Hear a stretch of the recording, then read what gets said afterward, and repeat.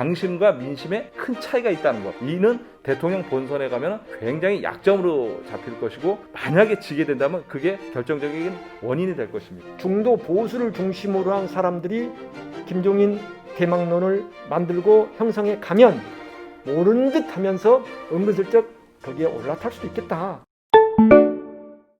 지금 대통령의 굳이 후보로 나설 만한 사람이 거론되는 사람은 이낙연 대표, 이재명 지사 정도. 굳이 한 명을 더 하면 이제 국민의힘으로 바뀌었죠.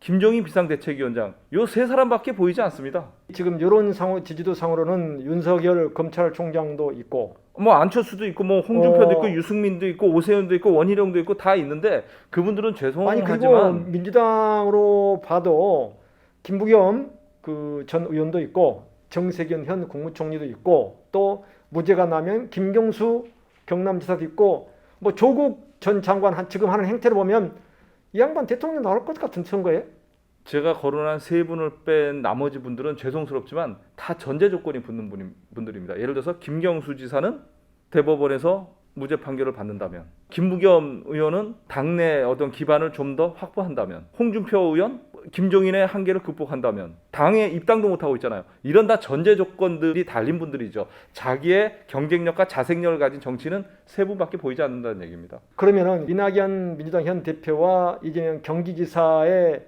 두 사람의 대전이라고 보면 민주당 후보를 놓고 네네. 누가 더 유리할 것 같아요? 현재 상황에서는 사실 그 이낙연 대표가 유리한 것은 맞습니다. 그런데 결국에는 본선 경쟁력은 저번 로커카 특 때도 말씀드렸던 이재명 경기지사가 훨씬 파괴력이 앞선다고 봅니다. 리얼미터 여론조사에서 나온 거 보니까 이낙연 지사가 대통령 후보 선호도에서 24%, 그 이재명 경기지사가 23%가 나왔어요. 중요한 건 뭐냐면 이재명 지사 좀 앞서다는 조사도 있지만 그게 중요한 것이 아니라 이낙연 대표는 계속 하락세에 있다는 것이고 이재명 경기지사는 계속 올라가는 추세에 있다는 겁니다. 그게 이제 아마 당대표 이후에 이낙연 대표의 지지율이 좀 반등하지 않을까. 어떤 이유든 됐든 당대표가 됐으니까 저는 그렇게 보는데 국민 여론조사하고 당내에서 바라보는 이낙연 대표에 대한 기대감은 큰 차이가 있어요. 저는 사실 이번 이낙연 대표의 전당대회 결과를 보고 약간 놀랐습니다. 이낙연 대표가 61%를 얻었어요. 그건 뭘 의미하냐면 당내 친문들 핵심 출신이 아님에도 불구하고 친문들이 대거 이낙연 대표를 밀어줬다는 겁니다. 이거는 이낙연 대표의 어느 정도의 경쟁력과 힘이에요.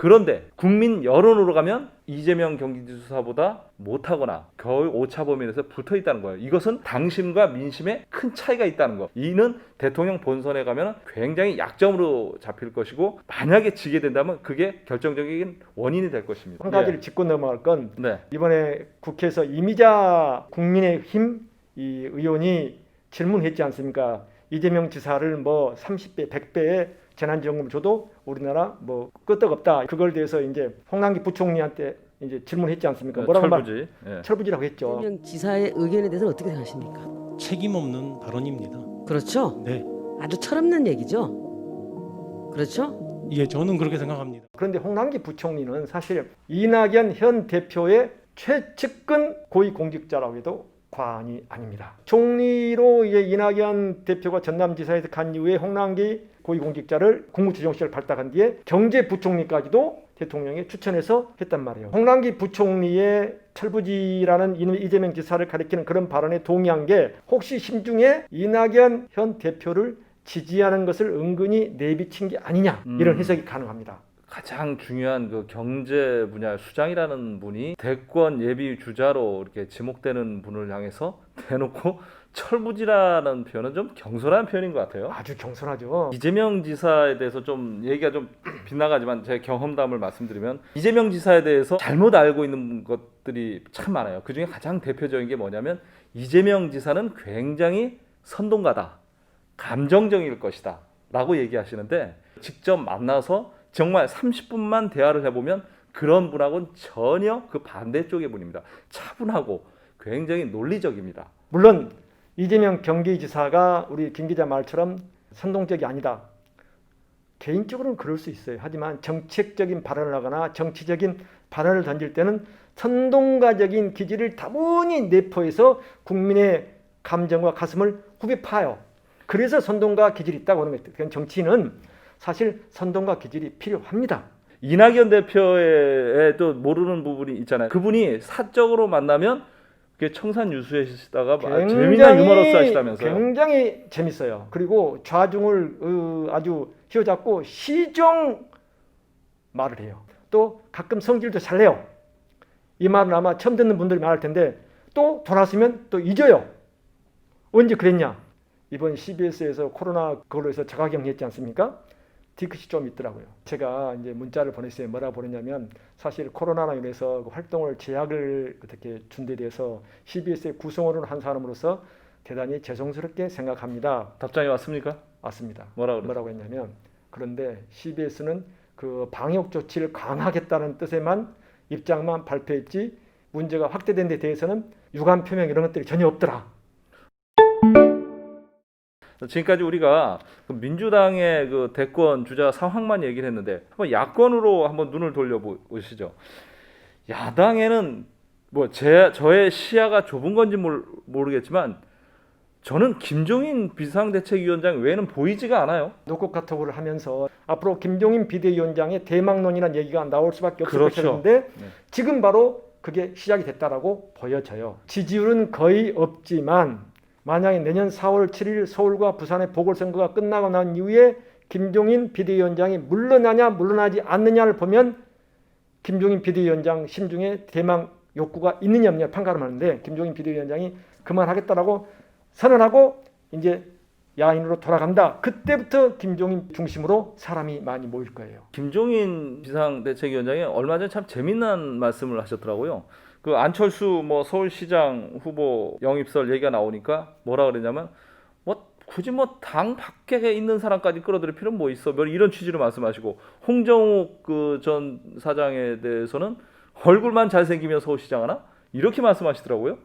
어느 정도 당내에서 자신의 어떤 지도 체제, 리더십에 위협이 될 만한 분한테는 적당히 견제구도 좀 날리시면서 간다는 거거든요. 그런 역량이 뛰어나세요. 그렇죠. 네, 뛰어나고 사람을 또 안 키우냐 그러는데 거기를 뚫고 일어나야 되거든요. 그런데 일단 김종인 비대위원장 앞에만 서면 작은 자들이 돼버린 것 같아요. 그 김종인 위원장이 진짜 본심을 알고 싶은데 얼마 전에 통화하셨다면서요? 통화를 했죠. 네, 그죠. 내용 좀 공개를 좀 해주시죠. 제가 뭐라고 말했냐면 이렇게 물어봤어요.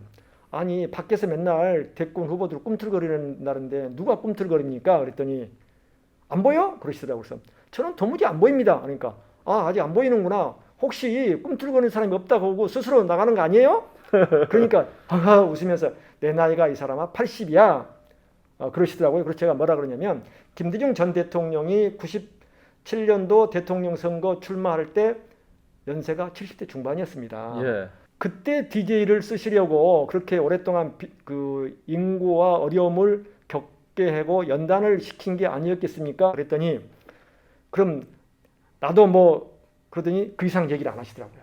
네. 그래서 제 감으로는 이분은 스스로 하겠다고 나서지는 않을 거예요.